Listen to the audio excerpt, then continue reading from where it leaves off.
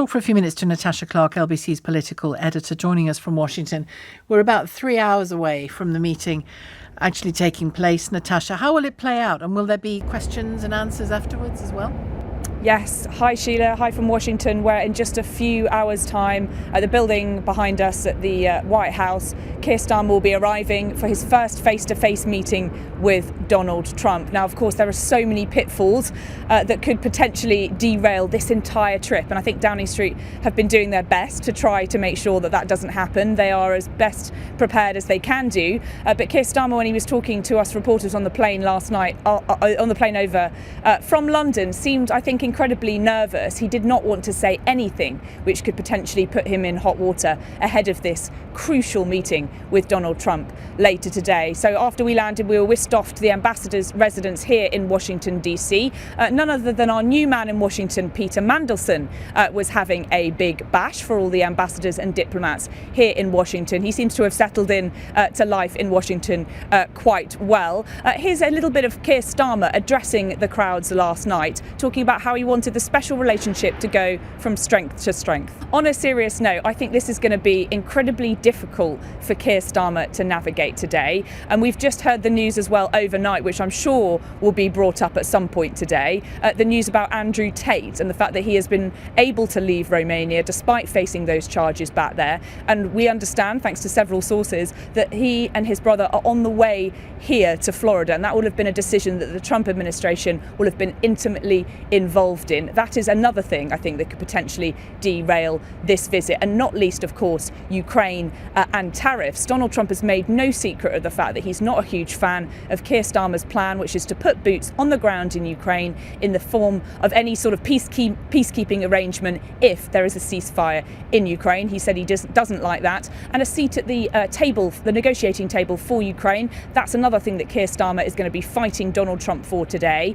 to try and get him to move on this as well. And Donald Trump was speaking last night just about this. He seemed to indicate that it was not his responsibility, and instead it should be for Europe to step up to protect Ukraine. But Sheila, in the last sort of few hours or so, I've been speaking to people here in government, people working in Washington, and they say that the relationship between the two men is very good, that Donald Trump is one of those people that really does value the relationships that he has with others. And of course, he really loves Britain. We do know that. His mother was Scottish. He has a good relationship with Britain. And I do wonder whether Keir Starmer will be able to use as his trump card the potential for an unprecedented second state visit for Donald Trump, to invite him potentially to Balmoral or to some other nice stately home in England or Scotland, to sweeten the deal for him, to try and get him on side. So all of this is potential to go off in the next few hours as Keir Starmer prepares to meet Donald Trump for what might be the most important meeting of his career. We've on that question of soft power and what could be offered, we've had a text from somebody suggesting, I think it was a gentleman called Richard, suggesting that if he offers Trump the Open in 2028 at Turnberry, that would I think do the he'd job. love that. Yeah, I'm sure he'd love that. Plus a bit of a royal visit as well. Then whatever you want is in the bag. But it could certainly soften things and create at the very least a good vibe between the two men and the two nations. But when it comes to Ukraine, I'm not sure any amount of royal sort of frummery can deal with the difficulties of that.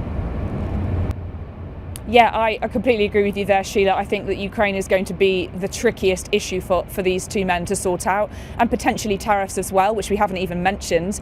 The US is on March the 12th expected to implement a range of tariffs which are going to put huge costs onto British steel and other imports going into the US, and that's going to really hit the UK steel industry incredibly hard if that's allowed to happen. I know there are diplomats working incredibly hard behind the scenes to get a carve-out deal, but at the moment we just don't know. And I think that's the thing about Donald Trump, isn't it, Sheila? He is so unpredictable that anything that Downing Street could have been preparing for this visit, and of course they have been preparing for it for weeks since we knew that Donald Trump was coming back into the White House, and of course before.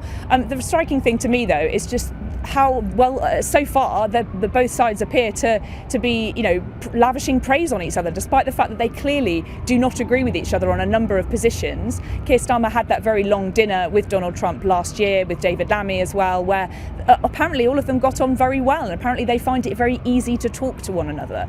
So we will see that, of course, whether the proof is in the pudding there when they do meet on camera in the Oval Office in just a few hours' time, and when Keir Starmer has to address and stand up beside him at the podium. If Donald Trump says something that he disagrees with, I will be really interested to see, is he going to be bold, is he going to call it out, or is he going to let it slide in the name of the special relationship? I mean, you saw earlier this week with Emmanuel Macron, the way that he treated Donald Trump, and they were incredibly chummy, incredibly pally, patting each other on the back, lots of winks, lots of, sort of bromance relationship. I don't imagine that's what we're going to get from Sir Keir Starmer today, but what is very clear to me, and it's clear to everybody who is now, working in Washington and working with the new president, is that he really values that strength, that respect, and that's, showing that strong demeanour on the world stage. And if Keir Starmer can do that, then I think he will have succeeded in his mission here in Washington. But that's going to be incredibly difficult when you've got Donald Trump and everything that he does is so incredibly unpredictable. I just don't think it's possible to predict how he's going to respond to any of the events that we're going to get today. And of course, we could go off on something completely, on a tangent, which Keir Starmer might be on the back foot about. There are so many different issues, not least the Online Safety Act, which we know that the incoming Trump administration isn't very happy about. We know, obviously, tariffs is something that's going to be on the agenda. Ukraine, President Putin. We know that the decision from the UK government on encryption of Apple has also gone down very badly here. But really, Sheila, anything could happen today, and I think that is why it is such a high-stakes moment for Keir Starmer today. What looks to be the release of the Tate brothers, Andrew Tate and his brother Tristan, from house arrest in Romania after a clear diplomatic push by the United States to get them out, or to move things along, and they seem to have done that. They are reportedly on their way to Fort Lauderdale Airport in a private jet provided for by who knows. And Fort Lauderdale, I've checked, is about an hour's drive away from Mar-a-Lago. Are we seeing a Trump rescue plan here in action? We could be, Sheila. This, not good news for everybody that's hoping to see Andrew Tate and his brother face justice for the charges that they are currently facing in many jurisdictions, and not least Romania. I wonder what Keir Starmer will say about it. Now, Downing Street have been asked about it this morning. They've not commented on it. They say it's a live case, and they are confident that Andrew Tate will be able to face the justice and the potential charges, if that's the case, that he may face. But I think this is again another tricky issue. There are so many of these things that you see Donald Trump, you see Elon Musk talking on Truth Social, on Twitter, on X, about these incredibly controversial issues that go really to the heart of the huge differences that there are between Sir Keir Starmer, between Britain and the US right now. And actually, despite the fact that they clearly get on, they've got a good relationship, and so we're told, all of these issues, they could not be further apart. And I don't think that Donald Trump and Keir Starmer are going to find a huge amount in the Andrew Tate case to agree on today. We're seeing that happen, and we're seeing the far right parties in other European countries like the AfD in Germany, and of course Nigel Farage's Reform, do better and better in the polls. So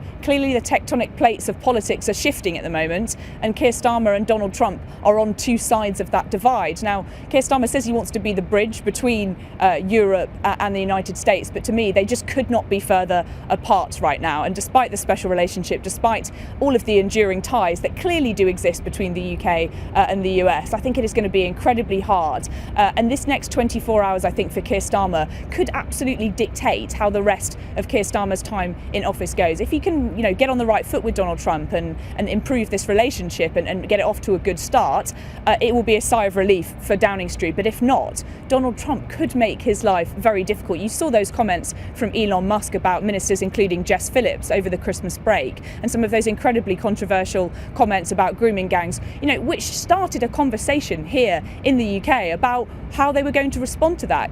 British politics is now being dictated in part due to to events happening in Washington, and I think it's absolutely clear to me that Keir Starmer would not be cutting aid spending if Donald Trump was not in the White House. He has come here with that message saying, I'm going to cut aid spending, I'm going to put more money into the defence budget. That is, of course, for Donald Trump. And actually, I wonder how long this narrative really is going to last of Keir Starmer being able to straddle both sides of the equation. He cannot be best friends with Europe and America at the same time with these administrations in place.